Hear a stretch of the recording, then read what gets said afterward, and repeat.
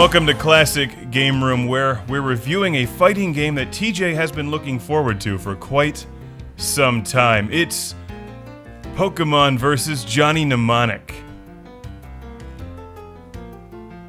Pikachu versus Keanu? Come on, anyone? And no. No, absolutely not. The licensing issues alone would be horrible. That does actually hurt when I say that. The non-Pokemon part. No, this is actually SKULLGIRLS, a creative fighting game, and one that you've been talking about for months. I have. It's been highly anticipated, mostly because the design behind the game is like that of a love letter to the 2D fighting genre. But that game's already been done. It's called Fighters Mega Mix on the Gamecom. No.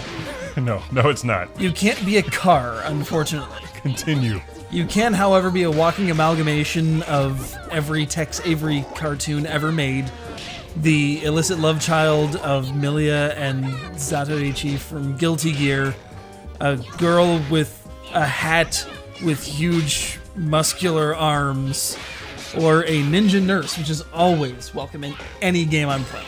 Ninja nurse, yes. Ninjas and nurses go well together, almost like dragons and dungeons. Yes. It's true. That's a fact. So what kind of a fighting game is this? What's it most similar to, if anything? It's kind of difficult to pin down SKULLGIRLS as being derived from any particular fighting game because, in a way, it's derived from all of them.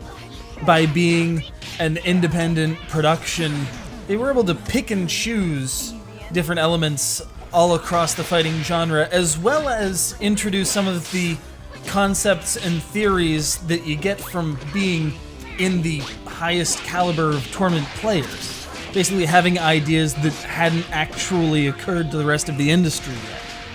I am listening.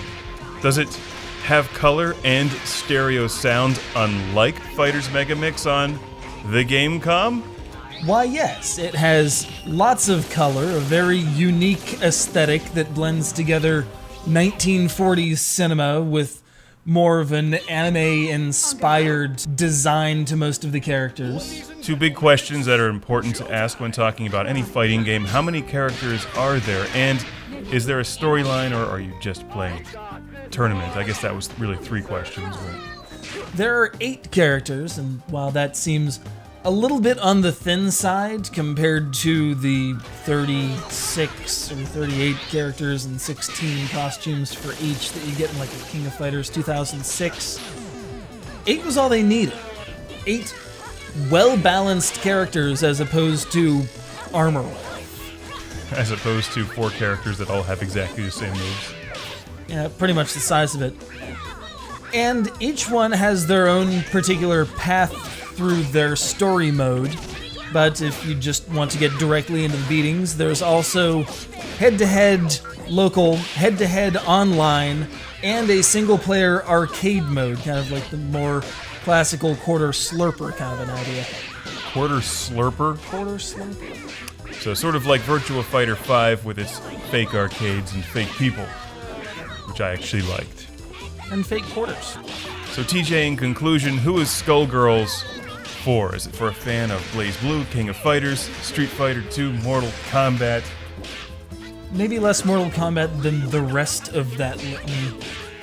If you really like 2D fighters, and specifically more the Japanese tradition of 2D fighters, SKULLGIRLS is pretty much the culmination of everything the genre has been working toward. Or if you're like me and you tend to get the crap beaten out of you on a regular basis if you're playing anyone more advanced than the 5-year-old girl down the block, you'll probably be able to enjoy it just because it's really shiny and very well designed. I just have the visual picture in my head right now of a 5-year-old girl beating TJ at a fighting game and you getting really angry about it. In my defense, she played an excellent testament.